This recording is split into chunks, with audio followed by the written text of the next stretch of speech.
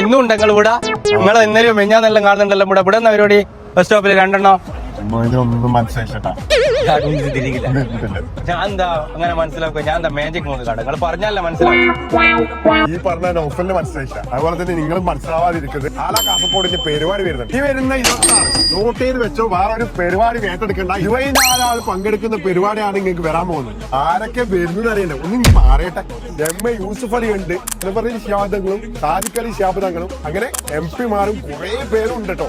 ഒന്നും പറഞ്ഞ ഏതായാലും ഇതെല്ലാം പറയുമ്പോൾ നീ ഉണ്ടാകേണ്ടുന്ന ശരിയാവുന്നുണ്ടോ? പാട്ടുകാർ വരുന്നേക്കാം. കണ്ണൂർ ഷെരീഫ് വരുന്നുണ്ട്, സുർമി വയനാട്, ജംഷീദ് മലപ്പുറം. ആൾക്കാരുണ്ട് കേട്ടോ. ഇതൊന്നും തീരുന്നില്ല കേട്ടോ. എങ്ങനെയാ എത്തിസാദ് അക്കാദമിയിലാണ് ഈ ഒരു പരിപാടി ഉള്ളത്.